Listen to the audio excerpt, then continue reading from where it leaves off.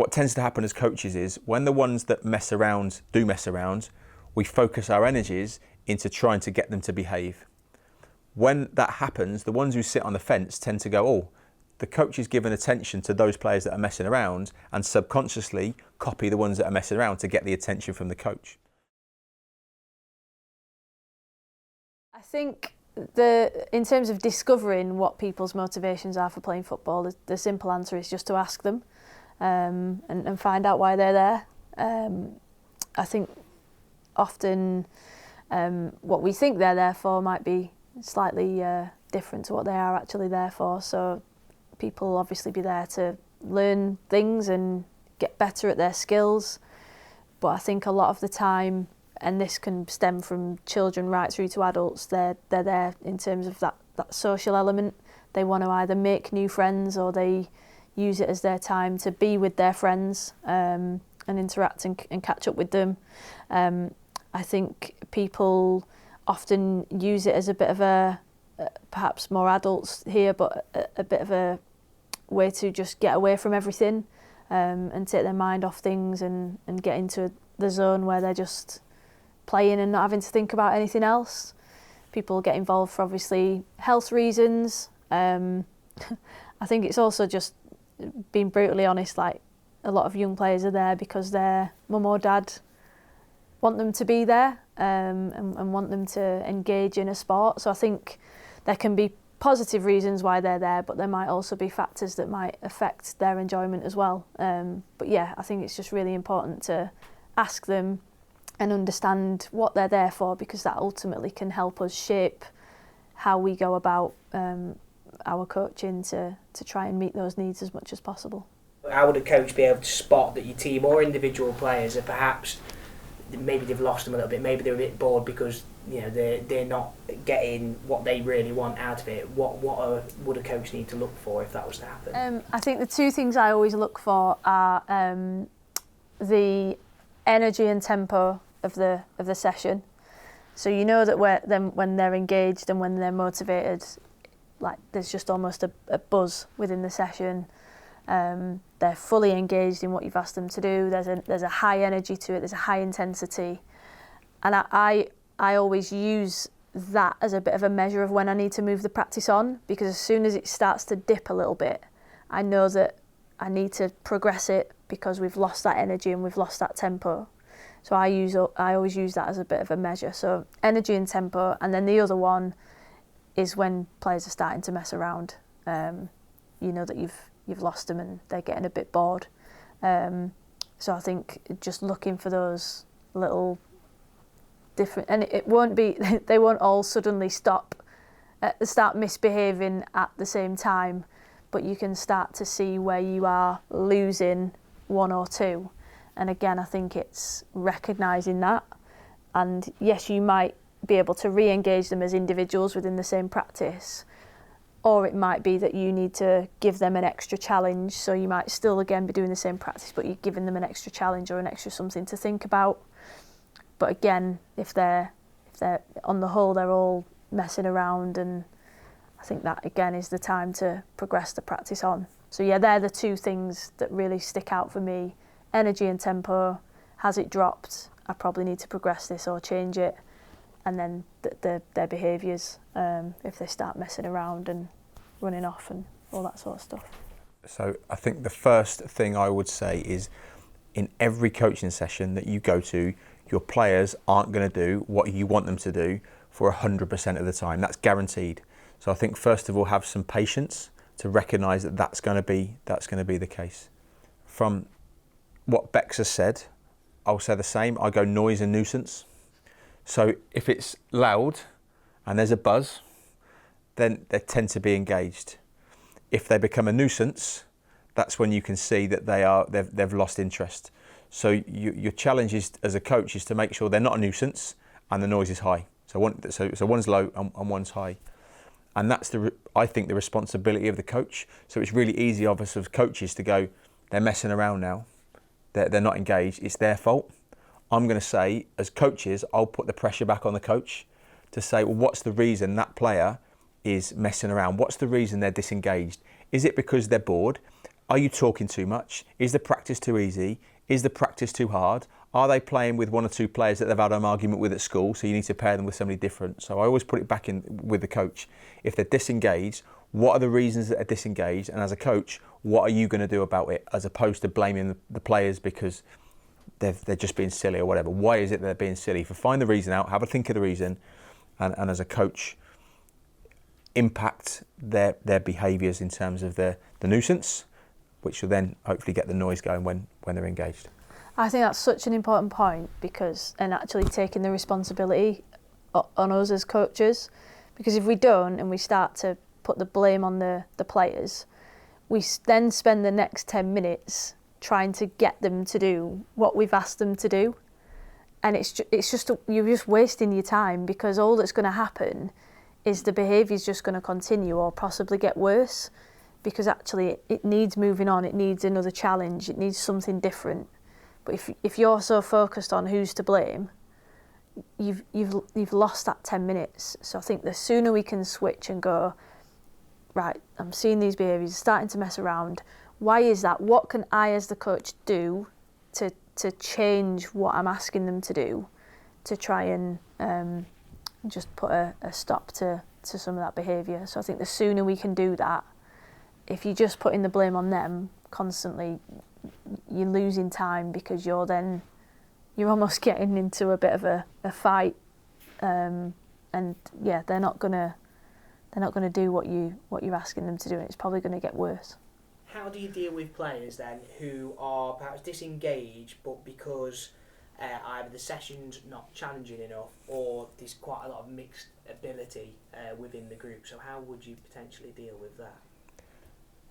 That's a common thing that every coach will face. In your teams, you're going to have different ability levels of players. You're going to have your whizzy players, if you like, and you have one or two that are struggling a little bit. Doesn't mean to say that the whizzy player is always going to be the whizzy player and the struggler is always going to be the struggler. The challenge as a coach is, what does each of those individuals need, and how can you try and give it to them?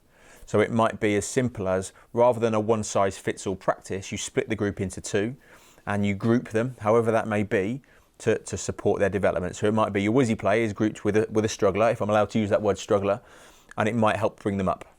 So that might help develop them. It may be you group them in, let's say you've got 10 players, 2 groups of 5, or a group of 4 and a group of 6, and 1 or 2 of the players who are struggling are in one group and your whizzy players are in the other group, to make sure they get lots of ball contact time for whatever reason. So I think first of all, yeah, it's that recognising that every coach has got exactly the same challenges, regardless of the level of football that you train at. So grouping them would be one way of doing it, and thinking how you pair them up and group them up with whom to develop them. The other one is to give them some individual challenges and individual coaching. So if there is a player who is struggling around dribbling the ball, for example, and taking a player on, it may be that they have a little safe zone, or you have a little channel out wide, and when the ball goes wide, they've got to get the ball back into the pitch within 5 seconds. But they can dribble it and put it across, and it's up to them. That might help them if they're struggling a little bit. It could even be that the whizzy player who's really good at dribbling, you put them on a team which are outnumbered. So it may be that they play in a 2 against a 4, which is going to force them to dribble and be a bit tougher. So I think, yeah, just put them in scenarios which are going to challenge them, group them with people that are going to challenge them, and yeah, just be reassured that every single coach faces that challenge every training session. Don't worry. Just do your best to think about each individual and what they might need at any given time. And so your coaching, the information that you give is not necessarily one size fits all. You can support individuals based on their development needs at any given moment. I think the other thing I'd add to that is what we call parallel practice. So when you have grouped them, you can have the same practice, but you might set it up 2 or 3 times, and then you can put the group in that practice, but it allows you to adapt. So they might all start on the same task, but very quickly you might progress it for that group, but the others might still be on the original task. So parallel practices can be really helpful in doing that, rather than just having one practice where they're all in and then you're trying to manage the individuals within it. You can group them and just have the same practice 2 or 3 times, but you can adapt it then. That obviously does rely on how much space you've got, which again, I know for grassroots coaches can be a particular challenge, but if you have got that little bit of extra space, and sometimes you don't even, the way around that is you might not have that extra space, but you can have the same area, but you would have your groups within the same area, but you again set one group off. They might all start on the same thing, but then that group might just progress differently to that group. As every player is different, why don't you give them each like a challenge over a period of 6 weeks, for example, so between half terms if it is players. Now in academy football they have ILPs, individual learning plans, so every single player in an academy has got some individual development needs. So just because somebody plays in Man United's academy or wherever it might be, they've still got some development needs, and that's still recognised by the coaches and supported. So even if we look at grassroots football, I think there's still an opportunity to go, well, actually Bex needs to be better at short passing, so could we have like a you might not be Bex, I don't know.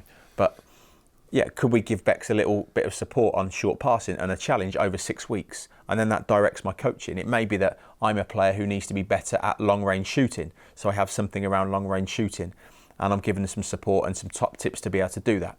So it might be just giving players a little bit of a challenge or a develop need over a period of 6 weeks and just seeing how it goes. And it hasn't got to be a big document or anything like that. It might just be between the coach and the player, they come up with something and they try and work on it. And that'll individualise it based on the needs of the player at any given moment. Do you have any top tips for dealing but also preventing potential disruptive behaviour from those who aren't engaged in sessions or match day in particular? I think you, over time when you've worked with a group, you should know who is likely to be disruptive or cause challenges in and around their behaviour. So I think it's planning for what is likely to happen. So I think just trying to prevent that. And again, it might be and giving them a particular job or a task to really keep them focused. It might be, so when you get them in and you're talking to them, and if it's that one that's always at the back and messing around, actually where you then go and stand, you might position yourself so that they are at the front of the group rather than always being at the back, so you can adapt your position. I think it's just clever little things like that. I think it's knowing what they will need from that session as a player. So are they someone who will start to mess around if it's too difficult? So what's your plan to make it slightly easier, or what are your coaching points that you're going to go in with to try and help them to cope with when it's difficult? Or are they the player that messes around when it's too easy? So again, what can you plan for when you're planning your practice? I'm going to make it harder for Jamie by doing this, and just trying to prevent those things from happening. I think often the transition between your practices as well. So it's trying to capture the moments where you're likely to see those behaviours. So if you're doing a practice and then you're spending 10 minutes setting up the next one, that might be when you notice that they start to mess around and throw water at each other and all that sort of stuff. So again, how can you prevent that from happening? Can you plan a session that enables you to more quickly transition into the next thing? So you might have your cones, undercones for the next bit. So I think it's just being clever in using those preventative measures rather than trying to deal with it as and when it happens. Yeah, I think it's a really good point around the setup. Certainly when there's big moments between one activity and the next, that's the big opportunity for people to be disengaged and cause the coach problems. And then by the time you've got your next activity set up, you're trying to herd cats because they're all over the pitch. So that makes it difficult. So I think the point of your setup, I always say it's easier to pick cones up than it is to put them down because you can get the players to do it. So if you were to set up if the things start small and end up bigger, set up the whole thing and then get the players to pick up certain cones, it makes life a lot quicker, and then you reduce those moments between. The other thing I'll say is this, and maybe picture this as a coach. So picture a bullseye on a dartboard. It's red and the outside bit is green. You're always going to have one or two players in the red, and they're the players you know are probably going to cause you one or two issues during the session, are going to mess around. That's those one or two. You're also going to have 2 or 3 players who are in the green, and you know they're going to be the best behaved players every session. So you've got the bullseye in the red, 1 or 2 players that are going to mess around, that you know that's going to happen to. You've got your 2 or 3 players that are in the green who you know are going to be really well behaved, and you've got the others that sit on the fence in between it. What tends to happen as coaches is when the ones that mess around do mess around, we focus our energies into trying to get them to behave. When that happens, the ones who sit on the fence tend to go, oh, the coach is giving attention to those players that are messing around, and subconsciously copy the ones that are messing around to get the attention from the coach. So rather than actually worry about the ones who are messing around, actually focus on the ones that are behaving and praise positive behaviour, positive action. What will end up happening is it will drag everybody up to the positive behaviours, positive actions. Now, clearly, those that mess around, there's going to be a time when they need to be told that that is the case, in whatever way, shape or form the coach chooses to do that. I would look at it, if the players are safe, and those individuals not compromising learning, respect, and as I said, the safety of everybody else in the squad, I wouldn't keep going to them and keep telling them off. I'd be more inclined, and it's really tough and it takes a lot of practice and a lot of patience, but I would be really encouraging to go and praise the good play, go and praise the good behaviour. Thanks for collecting those cones in, that was really nice of you. I really appreciate you collecting all the footballs in. Thanks for sorting the bibs out for me, that was really good. As opposed to worrying about the ones that are messing around, praise the ones that are doing the stuff that you want them to do, and I promise you, it will end up dragging other people into kind of more positive behaviour. So you're kind of preventing some of those issues as opposed to worrying about the cure for it, which takes a lot more time and a lot more energy out of your coaching session. I think language is really key as well. So I know if I say to the players I work with, get all the balls in, I'm going to need like my tin hat on because they are going to be pinging them from all directions. If I said, right, everyone stop, who can dribble the ball in the fastest?